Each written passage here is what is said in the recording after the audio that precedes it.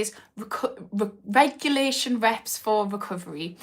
My name is Ashley Bloxham if you're new to the channel. I'm a therapist. I specialise in childhood and trauma, but I also am an addictions counsellor and also can't talk today for some reason. I'm also an addictions counsellor and I've overcame addiction and I know what it's like to have a loved one who struggles in addiction. So today's topic, regulation reps for recovery. So I always talk about regulating your nervous system and how that's really important. And actually, if we think about addiction recovery, if we're in active addiction and we're not quite ready to stop yet, but we're toying with the idea, this is called ambivalence, if we're going to look at it from a theoretical standpoint. But if we're in this ambivalence stage of, I want to stop, but I'm not quite ready, start doing regulation reps, because when you stop, it's not going to be easy, but this can be really helpful because essentially a craving is your nervous system just going AWOL. You're going into fight or flight. So what are regulation reps? So if we think about when we go to the gym, we start off small.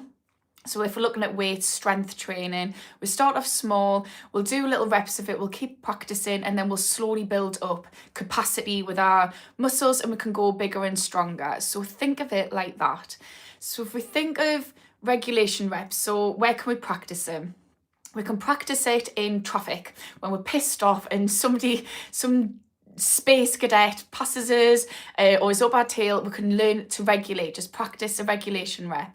If someone's rude to us in a shop, if somebody pushes in on a queue, if our kids are driving us up the goddamn wall, we can practice just these regulation reps. So how do we regulate our nervous system? So first of all, think about calm. So and I wrote this down, so I'm gonna have to check. Calm, so check your body, see. So that's from head to toe, plant your feet, ground yourself, relax every part of your body that feels tense. Breathe, so check your body. 2, activity. So if you look at animals, like dogs are great for this.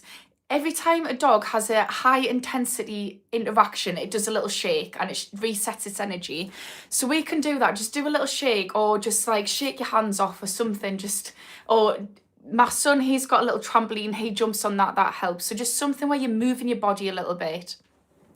So activity, let it pass. All feelings pass. So when we've calmed our body and we've done some breaths, just let the emotion pass. Sit there and be mindful of it, like almost like you're watching it from a bird's eye perspective. And what this will mean is that your body doesn't feel the emotion as intensely, which is a win, but also you learn that actually if I'm just observing it and where I can feel it, what's its intensity, it actually starts off here, it'll get more intense and then it'll come back down. So the final one is move forward. What little plan can I do just to move forward? So just have a little strategy. So remember that regulation reps and just practice it small and then build it up. So when you come to your addiction recovery, you can handle it a little bit better.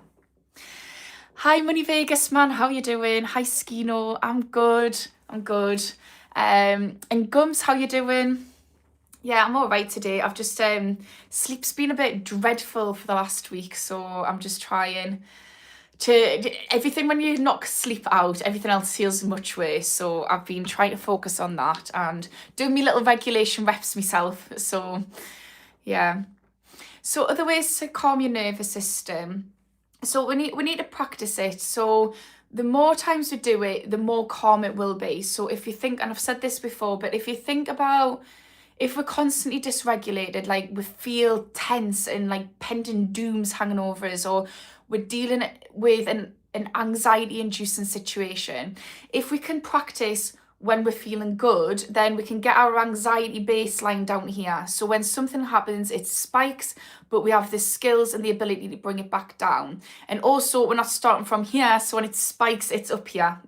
This is panic attacks and just bed bound because we're too scared to leave because we're just feeling this pending doom. So just keep practicing regulating your nervous system.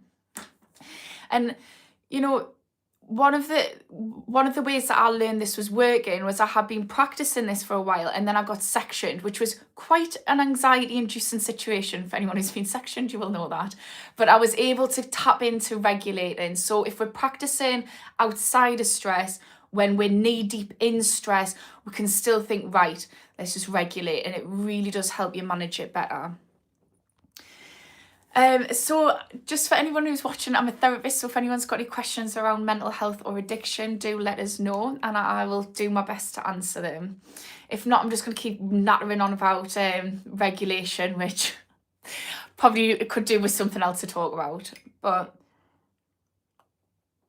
one final thing that I'll say is around regulation, while waiting for some questions coming in, is that when we regulate, so it might feel like nothing much is happening because anytime we're practicing a new skill, it takes time. So think about learning to drive. If anyone can drive, it feels like you can't do it. It's a nightmare. But if you just keep at it, it will eventually sit in. So if you're feeling like, oh, I'm still getting stressed, I'm still feeling like I'm in fight or flight all the time, or I'm still a really anxious person, just keep chipping it away at it and practicing, and you will get better at it. It is a skill.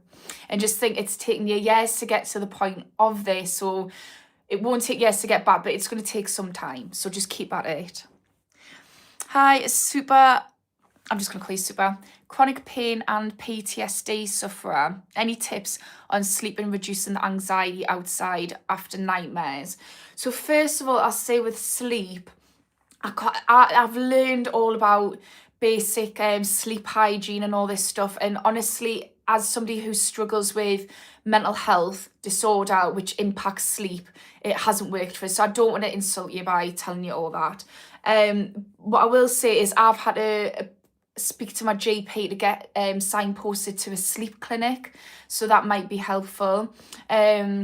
Yeah, I would say go to your GP and request for a sleep clinic referral if you haven't already.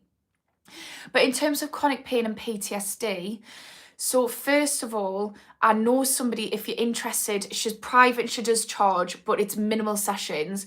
I've used her for my PTSD, so I've experienced sexual abuse and it was impacting my relationships and getting triggered, and she really did help us with that. So if you want us to signpost you to her, she does something called Havening, which is competing with EMDR at the moment, which is like one of the top things for PTSD. But one thing that you can do on the ground is what I've spoke about, so regulating your nervous system. So with chronic pain and PTSD, so we'll start with the pain first. Again, you can go to a pain clinic, but when we're experiencing pain or we're experiencing PTSD, what happens is it's triggering off our internal alarm systems, like fight or flight, this is a threat. So what we could do is if we start to practice mindfulness in terms of like when we're experiencing pain or when we start to feel anxious, if we start to practice mindfulness, you'll start to desensitize the alarm system and the pain receptors. So if you think of it like when you're in pain, I know it sounds counterproductive, but try and lean into the pain. So just feel where it is and concentrate on it and be mindful. And what it'll start to do is it won't send you into fight or flight. So at least you're just dealing with the pain and the anxiety, not it escalating, because fight or flight will escalate it. But I would definitely say pain clinic and sleep clinic if you've not already been. Can you find out where Mike is? I don't know who Mike is.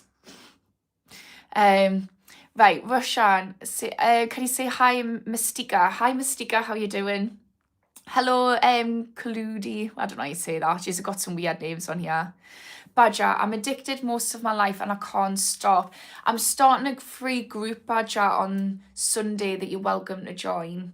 And also I can do a one-to-one with you. If you go to my website, schoolofaddiction.co.uk, I'm happy to do that. But what I will say, Badger, if you're saying, so I'm guessing you want to stop, but you're not quite, when we're saying like calm, we're not quite there. So what I would do is try and do things ready for when you stop. So try and pick a stop date, like an end date, and then think about, okay, I'm going to have to learn to do things which is going to make that easier. So that is practicing mindfulness. I know that sounds so lame, but if you look into the research around addiction and mindfulness, it does help because it strengthens your prefrontal cortex, which is responsible for impulse control. And addiction is hijacking the limbic system, which is impulsive. So think of like if we learn what's going on, we can do the opposite. So prefrontal cortex, think about strengthening that. That also looks like long-term planning. So plan out when your end date is. If it's alcohol or benzokins, you have to be really careful as well that you're not just stopping that suddenly. But yeah, I would just think learning to regulate your nervous system, practicing getting used to cravings, so putting it off for a little bit. So like in the morning, where if that was the first time you do it or whenever it is, just put it off for half an hour and just sit with what a craving feels like, that itchy, horrible, pent-up feeling, and almost like experience it, so you learn to be a little bit detached from it. But I can absolutely go through this in a one-to-one for you, and you're welcome to join the group as well. Clued is saying what we're doing here. So it's an addiction channel, and I'm a therapist, so I'm answering questions on addiction and mental health. The camera's too high. Well, it's yeah, I can't sort that out right now. I don't know if you've just been as well, like trying to get it further down, or I don't know. But yeah, this is where the camera is. Hopefully you can deal with it. Commando, yes, ma'am. One thing I learned is that small wins will eventually roll over to the big ones. That really helps instead of taking everything on all at once. Absolutely. And Atomic Habits is a great book, and it talks about this, about like layering habits and just starting off small. And you know, like, I'm somebody who deals with bipolar, so I have to deal with like depression, and it can get really dangerous, like suicidal, and it can get really, really bad really fast. And one thing that I've had to learn is that you can't just switch up from being depressed to all of a sudden being on like top of your game. But what you can do is you can say, right, I'm going to put a circuit break here, and I'm going to decide that I'm not going to allow myself to get any worse, and I'm going to try just one little step at a time, one little win to get out of this hole. And it's like being proactive. So yeah, it really is. And it does snowball. Everything that you just keep trying snowballs. Travis Lace is saying, how would you help? What would you recommend? How would I help what? Travis, can you give us a bit more info? Super saying, pain clinic was terrible experience for me. They sent me home with needles still in my back, but we'll definitely ask about the sleep clinic. I'm really sorry that the pain clinic was like that. Look into about what I said about mindfulness and managing pain management. See if that's any helpful to you. It's not my speciality. That's why I'm kind of sending you to the places which do specialise, because what I don't want to do on this channel is just give you a load of BS. I think people have got enough BS in the mental health and wellness corner for me to just be spurting it off. But yeah, try for the sleep clinic as well. And I'd imagine if we can manage sleep, you'll be able to naturally manage the other stuff is a little bit better, because your capacity drops if we can't sleep well. And it's a bit of a catch-22. But also, if you can afford to do the private havening, it's only one session, 1 to 3 sessions, depending on how many you want to do. And it's just fantastic. And look into havening, see if that's something you want to do. Yeah. Christopher, 1 year off injecting today. That is brilliant. How are you feeling, Christopher? Have you got any tips for anyone who is struggling? Because I imagine it was a hefty addiction, whatever you injected. That normally means we've had to up our game quite a bit in it. So that is some achievement. Oh, hi Jason, how you doing? Today is the day. The day of what? Can you answer me, Travis? I don't know what I'm answering. Can you send the question again? I'm just going down in chronological order on the things. Badger saying, I believe in mindfulness. I think it's great. Yeah, so Badger, if you're wanting to get to your addiction recovery, but you still don't feel like you can do it, start building up things and start building your life up around it as well. Negative thoughts as well, that's another thing.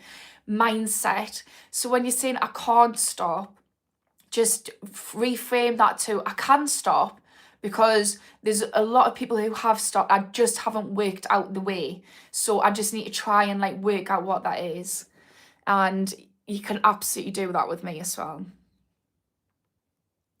Deal. What have you struggled with?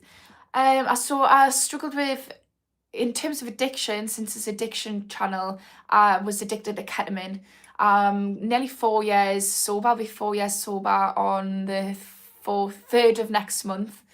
But I just was getting wrecked the whole of my 20s and 30s. I honestly can't remember a sober day, really, except for two-month periods where I moved in with my dad.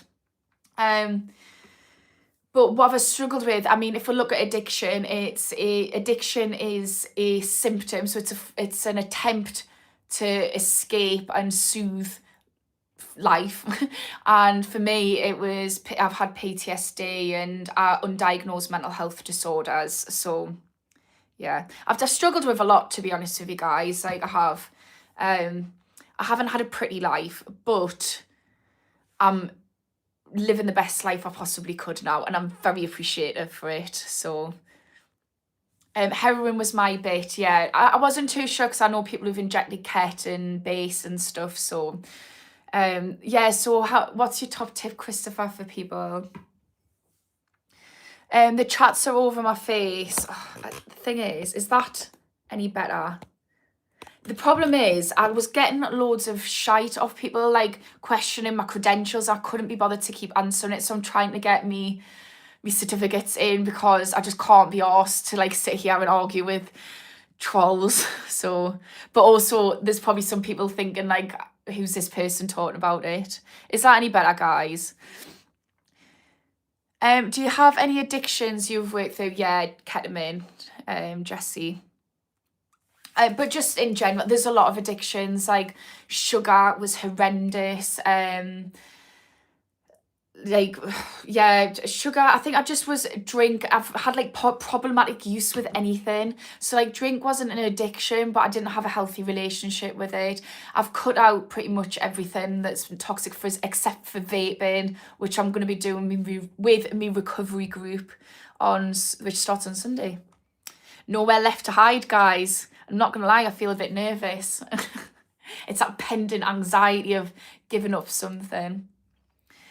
No one knows really, but depends on why is different for everyone, but probably up to 10 different reasons, but mostly how we bind properly to two universes out there.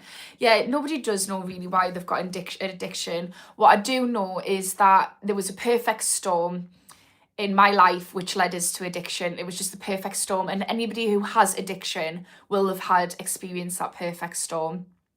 Maybe we're feeling lonely and disconnected of society. Maybe we've been bullied. Maybe we've experienced some kind of trauma, repeated trauma in childhood, or some other trauma, or all of the above. Maybe we have undiagnosed mental health disorders, so life is just torturous because we're so sensitive.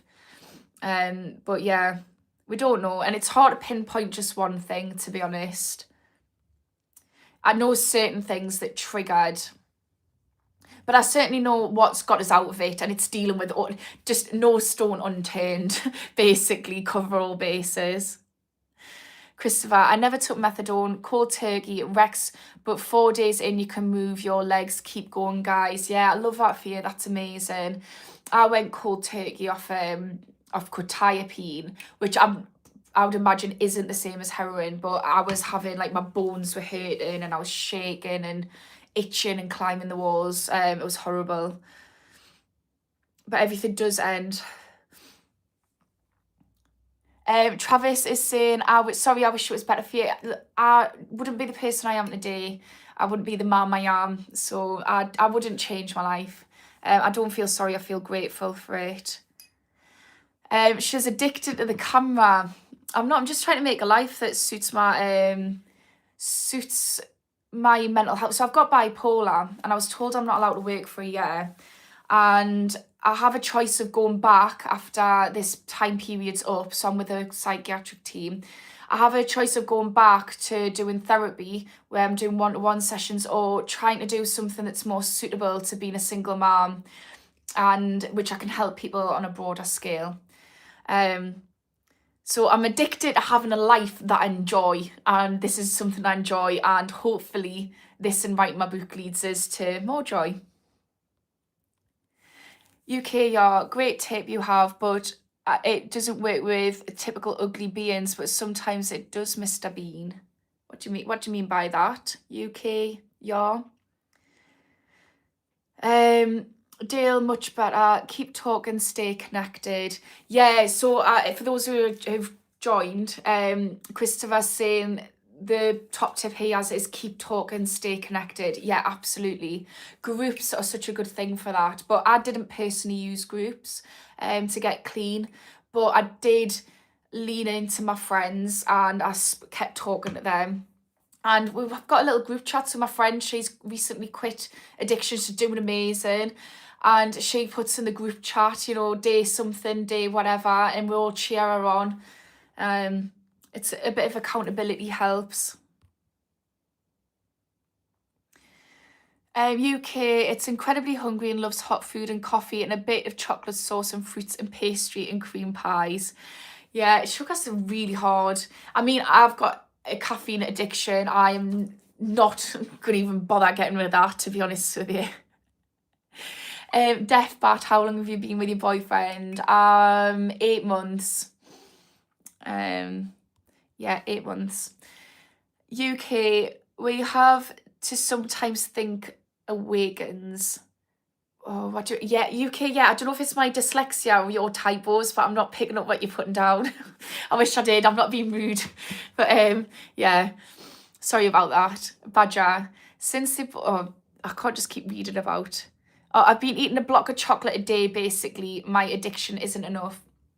So look, what's really hard with sugar addiction is it's in everything. So there was I did this little course on actually a sugar addiction, and it was saying spend a week eating sugar. This might be useful to you. It was saying spend a week with with sugar and just eat whatever you want. So you can just give yourself permission. But what you have to do is you have to start in that week paying attention to that little voice in your head. And I think this is applicable to all addiction because we all have that little voice. So pay attention to that little voice in your head and start then the week after. So that's week 1. Do what you want, but listen to the voice.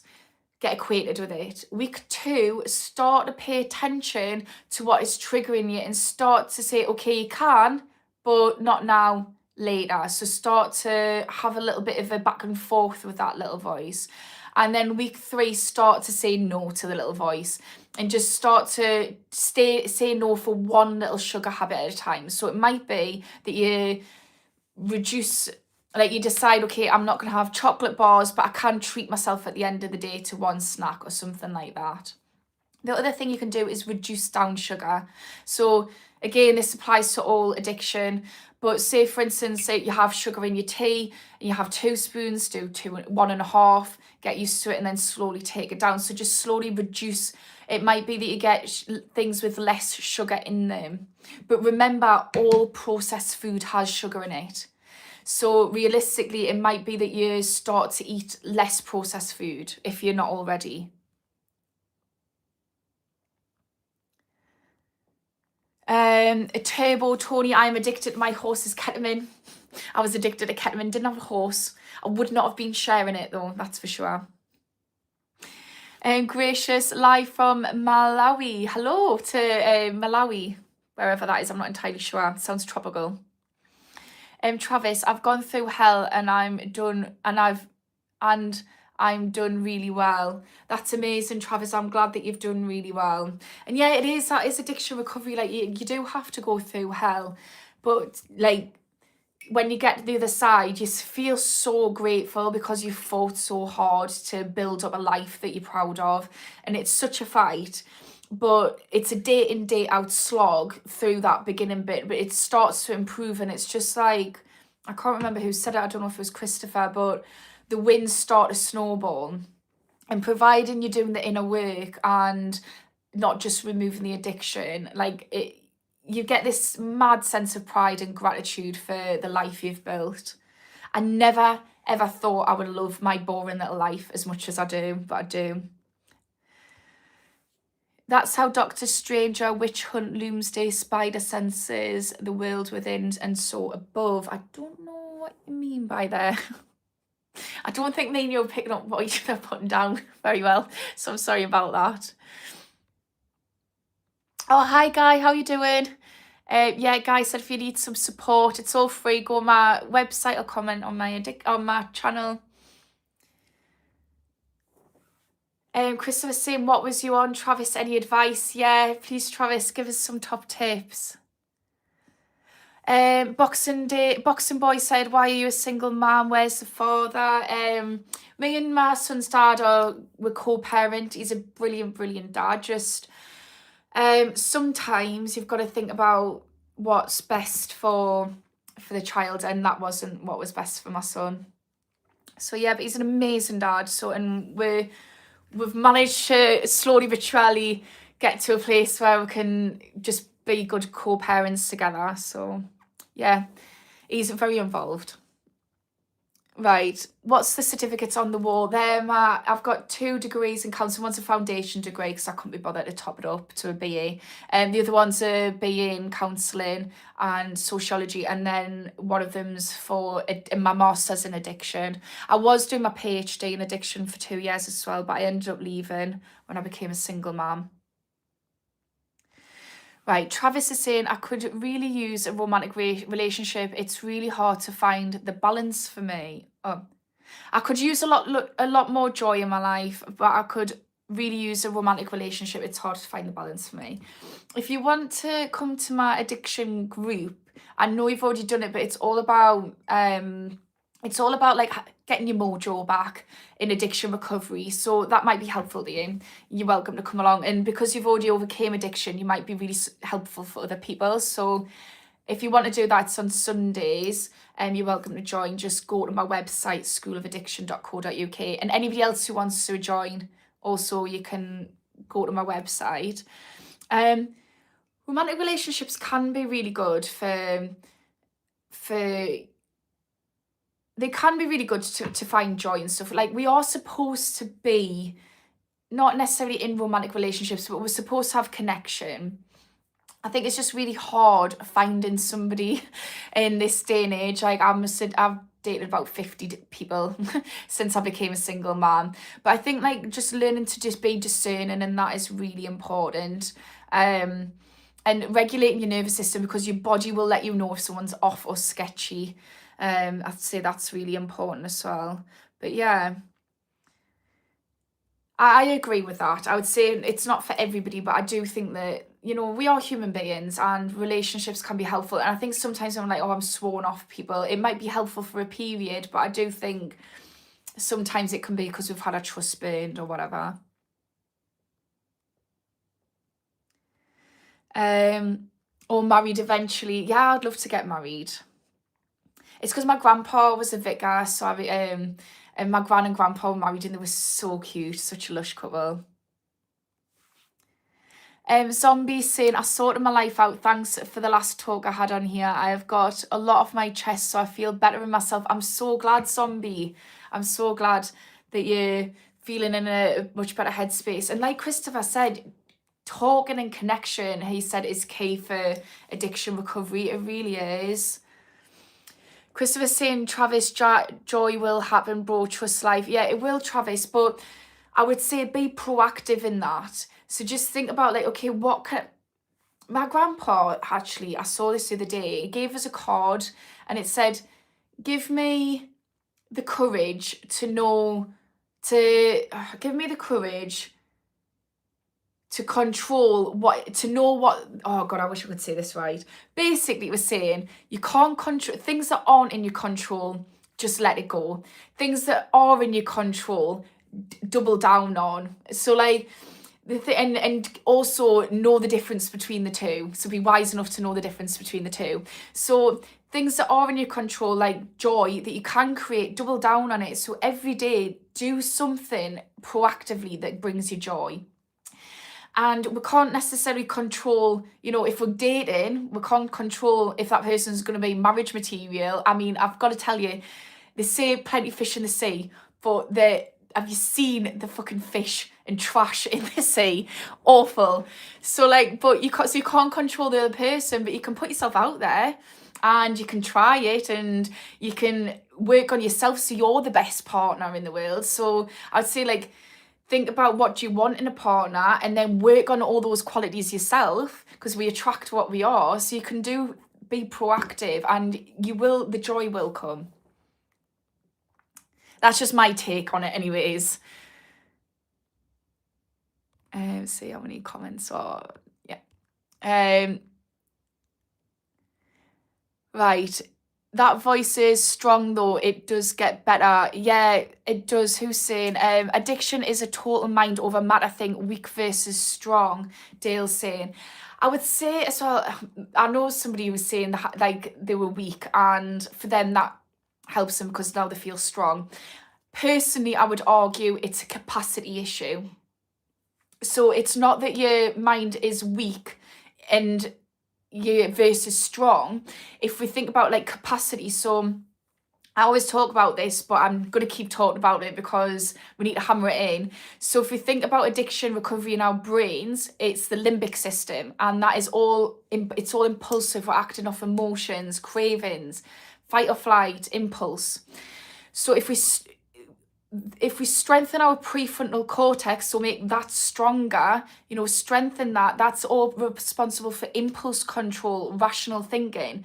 So if we don't think of it like I'm a weak person, but just think about it as, okay, I need to do some strength training with my prefrontal cortex.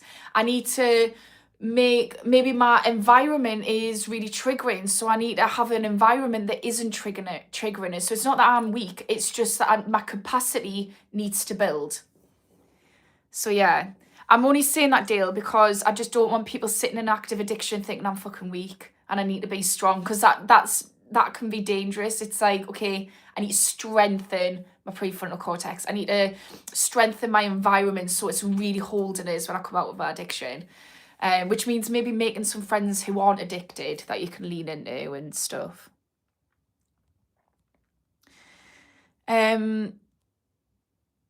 Right, Summer Devi, love from India, love to India. It's Edinburgh, Camden, Knightsbridge, but I love it though. Good energy uses. What is UK? Yeah. I'm loving that you're getting involved, but I don't know what you're talking about. I don't know if I'm the one who's just not reading things right, or because I'm trying to think, is that a place in Edinburgh? Camden and Knightsbridge is in London, isn't it? What's in right? Can you put some more information in your comments? Because I'm not wanting to keep, like, every time I read your comment, I'm like, I don't know what you're saying. I don't want to exclude you. Don't worry, lost in translation. You will understand it later. It takes time to understand Luke, Matthew, Peter, Paul, John, Judas, Simon. You're just taught in riddles, UK are. Because I feel like that was the Bible. I feel like we're talking about Bible and places. Well, as long as you're not being offended by us getting it wrong, we can live with it. Sandra, single mom, you were a nice lady. Thank you. I am a single mummy. I mean, don't feel too sorry for us. I get to have my weekends to myself. I feel like my friends, they've got like a child. My best friend's got a child the same age. And she's like, at first, when I moved up here, she's like, I don't know how you do it. And I was like, I don't know how you do it. I get weekends where I get to tap out of being a mom. I get like 10 days. I had 10 days holiday, which was a lot, to be honest with you. I was really missing him. But yeah, it's not too bad being a single mummy.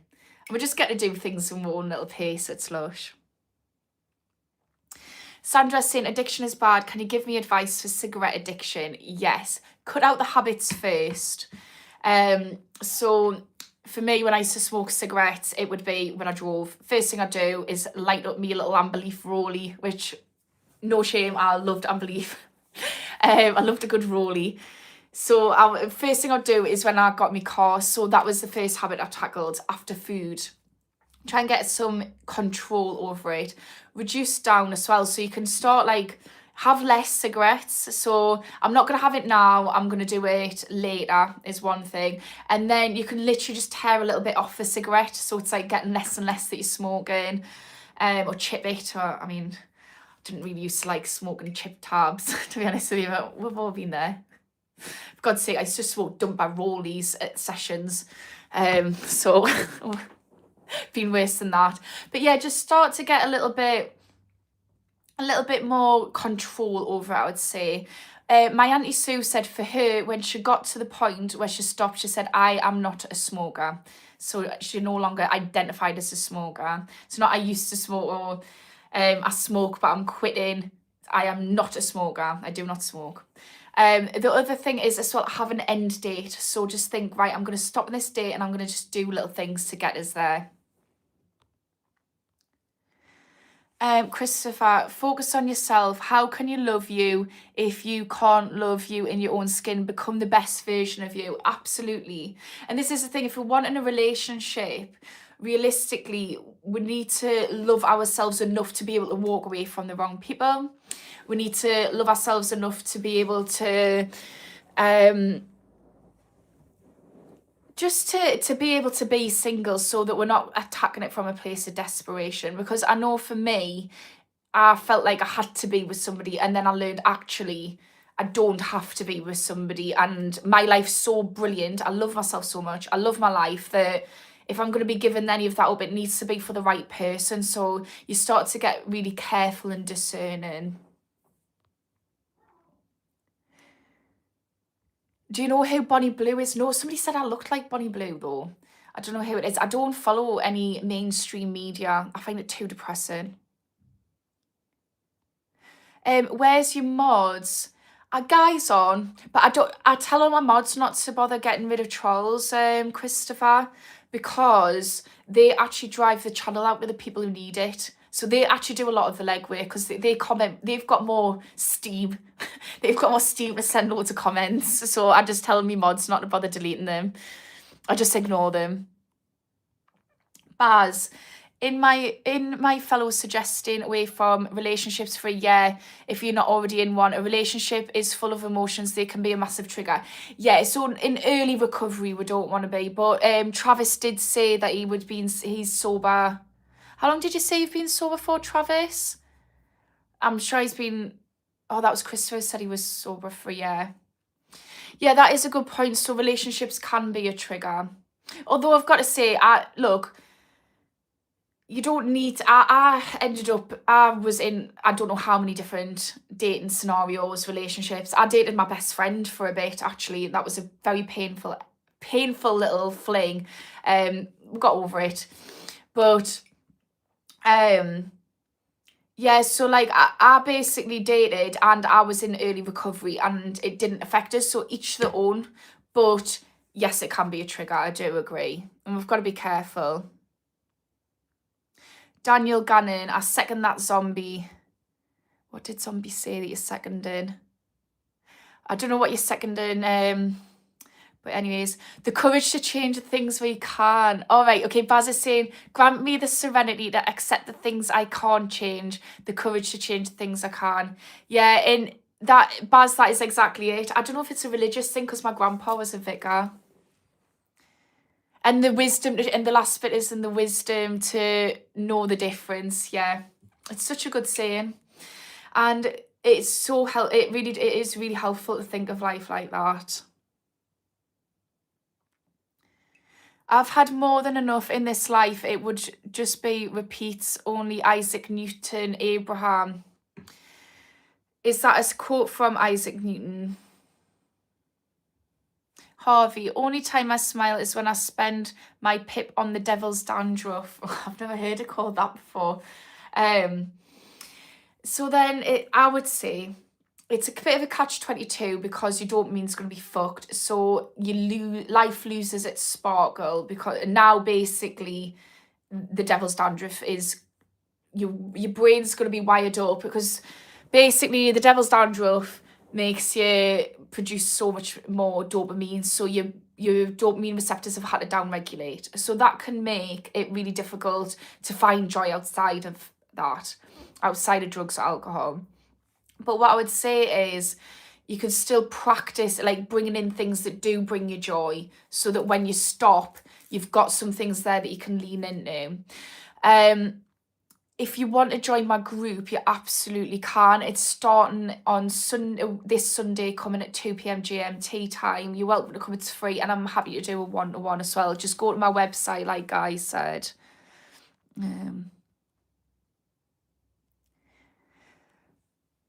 Oh, God, right, I'm getting a bit tired. You have to break before you come strong, Christopher's saying. You do. I've never been so fucking on my knees as when my addiction recovery, but that, I don't think I've ever been through something so hard. I was talking to Gums about this, who's one of my mods, and he said I can share his story. So he basically got to the point where he was like in a wheelchair. He nearly died on the table for his addiction, and then he was in a wheelchair and he had to learn to walk again, and it was awful. For me, I had to basically I was a single parent with under 1 year old. I just ended up in a position where it was just me and him, and it was really hard. And I was also battling early stages of recovery, and dealing with the breakdown of a 10-year long relationship, or a lot of the people that I loved all of a sudden were disgusted in us because I had told them about my addiction. So I've never felt so suicidal and shite, to be honest with you, about myself. But I had to. You have to break. And if you get to that breaking point and you make the decision that I'm not going to let this keep us down, I'm going to pick myself up and dust myself off, and I'm going to do whatever it takes to find joy and happiness and get the fuck through this. You really learn who you are, and you learn what you're made of. And then you just think, fucking hell, I can do anything. I don't know about you, Christopher, but me and Gums were saying this, that you just feel invincible. I assume that you've had to break. So yeah, you really do have to break. And don't see this as like, oh my God, my life's over. See this as, okay, this is the making of it. This is my training ground, where I'm going to learn resilience, and I'm going to learn grit and determination, and I'm going to learn just how fucking amazing I am. So yeah. Or Sandro Social saying, all my respect to single moms, you are heroes, thank you. I love it, to be honest with you. I mean, it was fucking hard, in the early stages.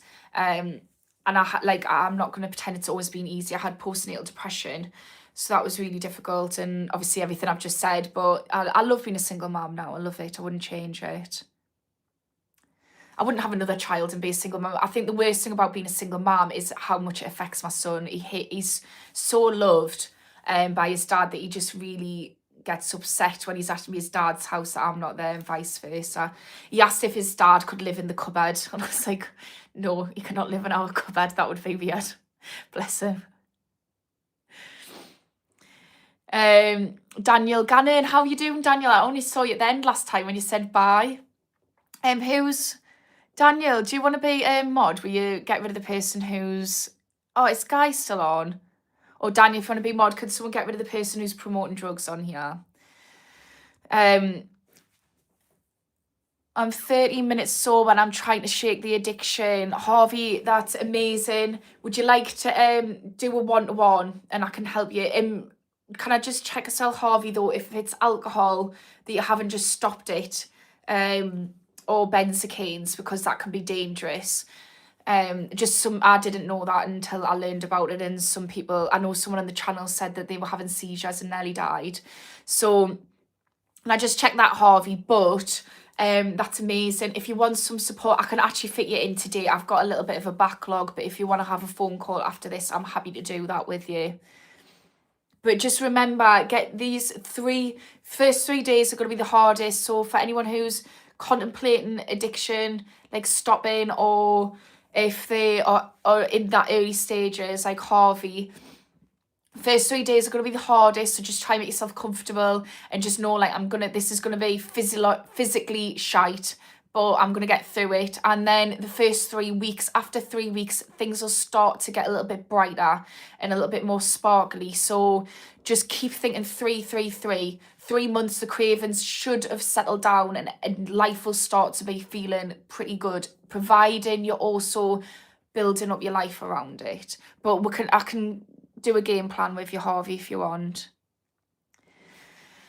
Christopher saying trolls are so bad lately. Nah. But the thing is with trolls, and I said this a few times, you know, Christopher, we've been talking about this idea of like learning to love yourself.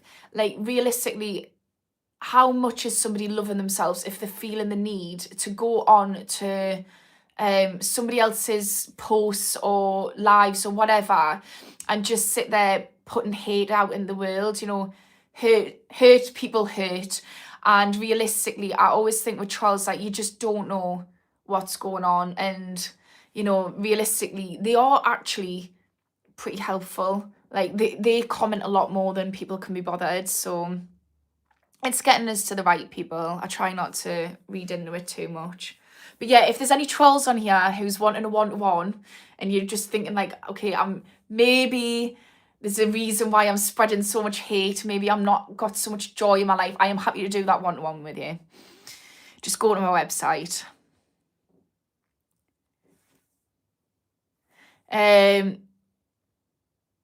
Daniel Gannon. I don't know if you're talking to me there. Harvey, I always say yippee when my pip hits the... Oh, right. Ashley, hi strong people, I'm 18 days sober today and I have a job interview. Oh, I love that for you, Ashley.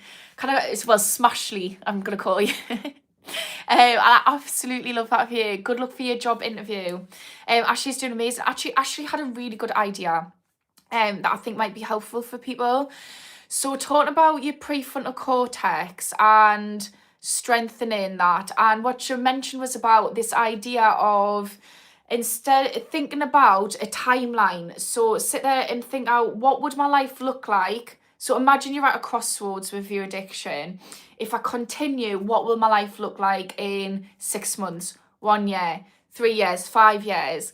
And then on the flip side, think about, okay, what would my life look like if I'm at the crossroads and I choose a different path? And that can help you make little goals towards that and think, okay, this is what I want my life to look like and how am I going to make that happen? I thought that was such a brilliant tip. Daniel, imagine being able to save all that high salary you're earning. You'd be even happier. Yeah, exactly. Just think about what can you spend it on. So that's creating little goals.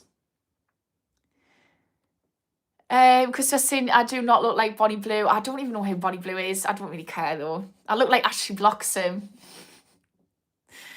JBM, salute from California, 209. Always keep your head up and stay strong. Every day is a new day.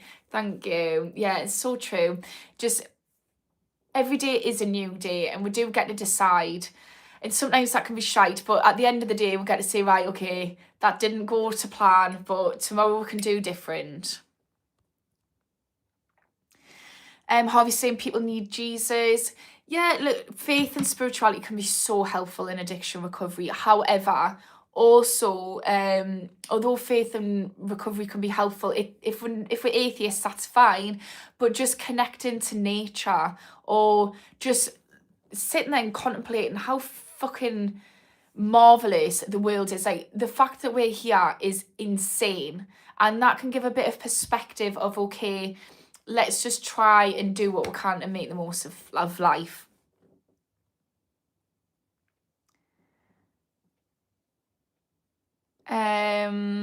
Let's see. Travis, I feel like I'm going to have a lot of loveliness with my first girlfriend. It's going to be really happy. I'm 32. I'm talented, I'm gifted, and I get overwhelmed. Oh, Travis, if you want to have a one-to-one, we can talk about this. I think you will have a lot of loveliness for your girlfriend. You sound like a really lovely person. You sound very sweet. And, do you know, I think one of the things for me, I just want someone, like, for me, it's really important when I'm with someone to be that they're kind and, you know, kind and considerate and willing to take accountability and willing to just like look at themselves. Like, we're not all perfect, but you sound like one of these perfect people and I wish you the best, and any girl would be lucky to be with you. And when I was toxic, I was only interested in looks and toxic stuff. So do you know what I mean? Like, you're gonna be attracted to somebody who is also very kind and sweet. Right. Zombie was basically saying he's overcoming his addiction. Oh, right, okay. Yeah. Oh, yeah, Zombie did say, yeah, sorry, I forgot about that. It said getting stuff off the chest really helped. Daniel Gannon, no cravings, no temptations. Yeah, is that a saying, or you're saying that you're getting no cravings or temptations anymore? I should say, I like your accent, thank you. That is my grandparents who adopted my dad to thank for that. Right, I'm going to go to the bottom because there's quite a lot of comments. Oh, hello, Solitude, how you doing? A little deep person who comes on, I love it. How can we explain how we used to post embarrassing life lesson posts on Instagram, WhatsApp, even when we were teenagers? I didn't even put live posts on. I used to put up what I was having for me tea and stuff. Oh, some of the stuff that I used to post is horrendous. But it's a good lesson to see how far you've came. I am not that person anymore. I'm really getting tired, guys. I've been struggling with my sleep all week, and it's showing. Because I say in school you have the patience of a saint. I am quite a patient person. Sometimes it's not good for us though. But I don't care about trolls, because I don't care about people saying stuff to us. I think I've been working on loving myself for 7 years, and you cannot love yourself, like practice loving yourself for 7 years and then give a fuck about someone calling you body blue who I don't even know what they look like. Stuff like that. So yeah, I think that I practice giving myself grace that much. So anytime I'm just being a divvy, it's okay, you're human, Ashley. Anytime I make a mistake, it's okay, you're human, Ashley. Anytime I think about the horrors that I've done under my addiction or in my past, it's okay, you're human, Ashley. So the more I start giving myself grace for being a human being and being a little bit messy at times, the more I've got the ability to give other people grace. So if a troll comes on or whatever, I'm just like, it's okay. They're just doing them, and we'll all do things that aren't the best. We're not always kosher over here. So yeah, it's just been practice. And Chris is saying, don't look up body blue, school, I beg you. Honestly, I'll not. It'll not phase us. I really won't be bothered. But I also can't be arsed to look up body blue either. I haven't seen it to date because I don't want to watch mainstream media and social media. Hopeful saying, I've started learning about the nervous system and how that creates a certain feeling we can't cope with. Do you mean like how you can manage it? Hopeful. Or do you mean, I don't know if I'm quite picking up what you're saying there. Can you write that again? I don't know if it's me dyslexia, hopeful, like in a way, just try and reword it for us. But is there anything when you've been looking up the nervous system that you think will be helpful for people? Daniel Gannon's saying that easier than a lot of people make it out to be once you're not triggered by temptation or cravings. Yeah, addiction recovery, it feels horrific in the beginning. But me and my friend were talking about this, she's overcame heroin addiction, but took crack and whatever she could get her hands on. And we were saying that at the time, it feels impossible. And then when you look back, when you get past a certain point, you're kind of like, why did I find that so hard? Like, I don't understand why I found that so hard, because actually it gets to a certain point where it is easy. But you do need to do other things, which is, like Daniel Gannon saying, mindfulness. If you look into the research around mindfulness and addiction, why it's helpful, it'll be really good for you. And just the benefits of mindfulness, because it sounds so woo-woo. But mindfulness is essentially metacognition. So you are observing your thoughts and your feelings, which means you're not getting consumed by them. You're not getting consumed by your cravings. You're just witnessing them. And you can do this with, practice mindfulness with everything. Like, I'm witnessing my anger right now. Okay, I am feeling very angry. Why am I feeling angry? And it allows you to approach it in a rational way, as opposed to just being consumed by your cravings and consumed by your emotions. And also your confidence. So building up your confidence, do you mean? Yeah, if we can build up confidence, and again, it's a skill to practice, it will absolutely help you in your addiction recovery. Christopher's saying, I'm still struggling with the alcohol. I don't know if it's the sugars. Yeah, but also I don't know the ins and outs of why. So sugar is a big part of alcohol addiction, but I don't know why it's chemically addictive, but I do know it is. So you're not just dealing with a psychological addiction, you're dealing with a chemical addiction, Christopher. And also, you're dealing with the fact, so it's chemically addictive. So somebody had said about the Sinclair method, which I didn't realise what it was, but I've looked into it, and it's essentially a medication. So you might look into the Sinclair method, Christopher. That might be helpful for you. If you want a one-to-one, though, I'm happy to do that with you. And it's because you're dealing with a chemical addiction. Alcohol is one of the hardest addictions to deal with, I would say, personally. But I'm absolutely, yeah, so it's the same as heroin withdrawal. The only difference is, Christopher, with heroin and alcohol, generally speaking, heroin withdrawal isn't fatal. If you were going to go cold turkey on alcohol, you can die from it.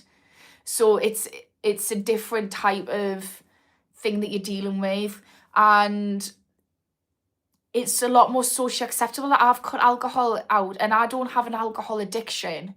I had a problematic relationship with alcohol, and I found it incredibly hard.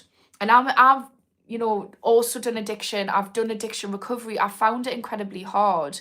I've done it. It's doable. But it's the thing that I found really hard about it was the fact it's so socially acceptable, especially around Christmas and New Year. But absolutely can support you with that, Christopher. I would like to, if that's something you want to do. Just go to my website, schoolofaddiction.co.uk. So I'm getting tired. I'm been tired for a while, and I'm going to do 2 more comments and then go. So the Solitude Soul said, I may sound contradictory, but the relationship that I enjoyed the most was with a soul that not only wasn't able to reach the depth of my soul, but admitted that never refused to offer me their medu. I don't know if there's more to that. It's cut off. That sounds like a attachment style issue.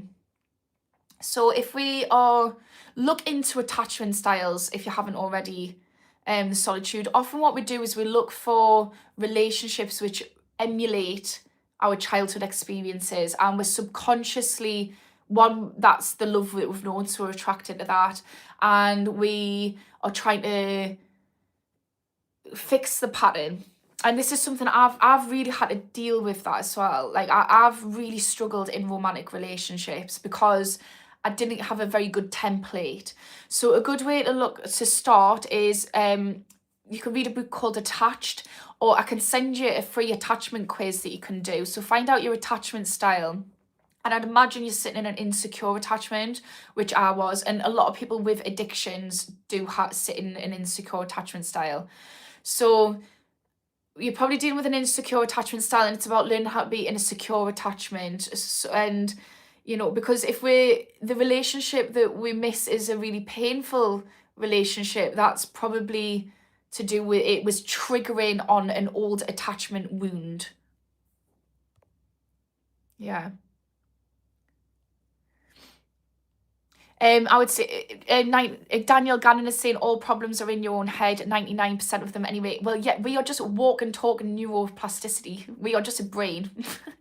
We are just neuroplasticity, and we are literally just going off our past. It is literally all in our own head.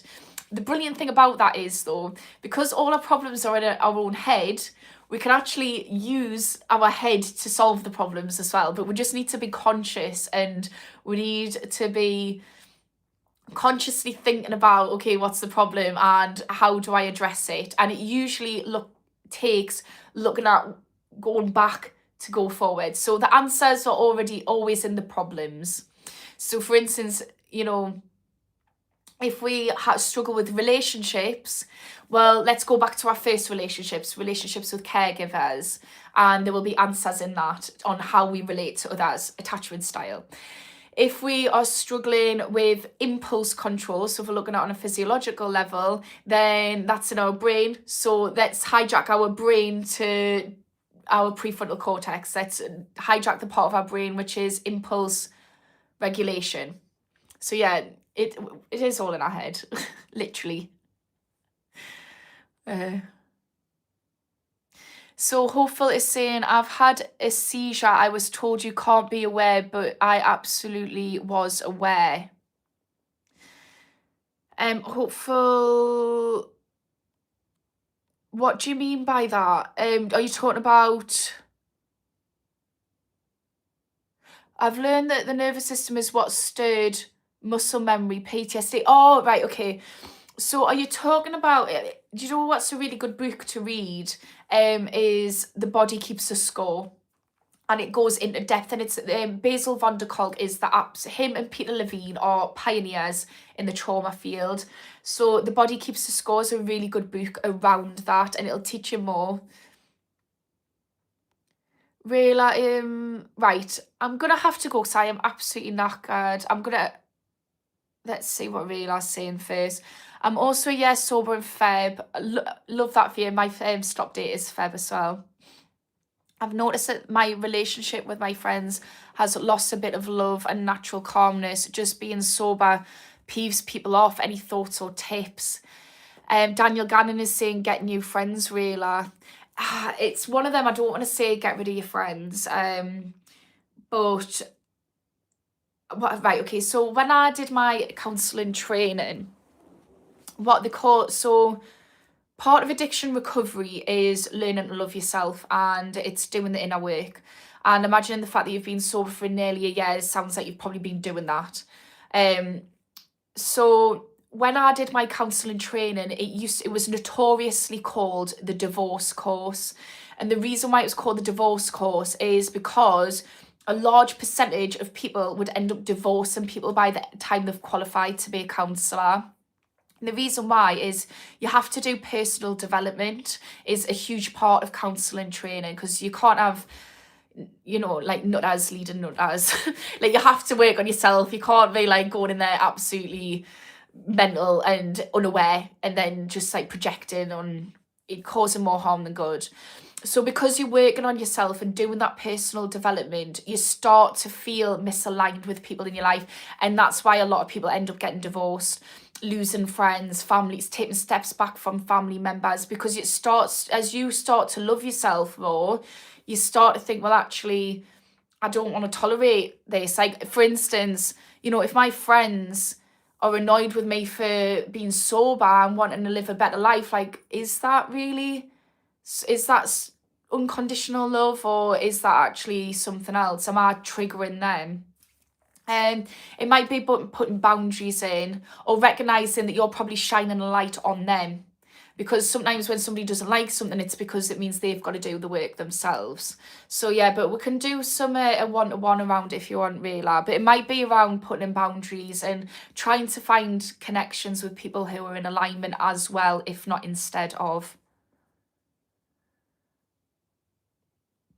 Right. Gonna go because I'm absolutely knackered, and yeah, I'll be back tonight at 9 p.m. GMT time. If you're just going to give us a subscribe, that's a super easy way to help the channel for free. But if not, just thanks for joining, and I'll see you tonight. Bye. Oh, and if anyone sent a comment I haven't picked up, or wants to be in my free addiction group, or is in dire straits and needs some one-to-one support, just go to my website, schoolofaddiction.co.uk. I am a one-man band at the moment because I'm a single mom, so it takes us a few days to reply, so don't be put off by that, but I will get back to you. Take care. Bye.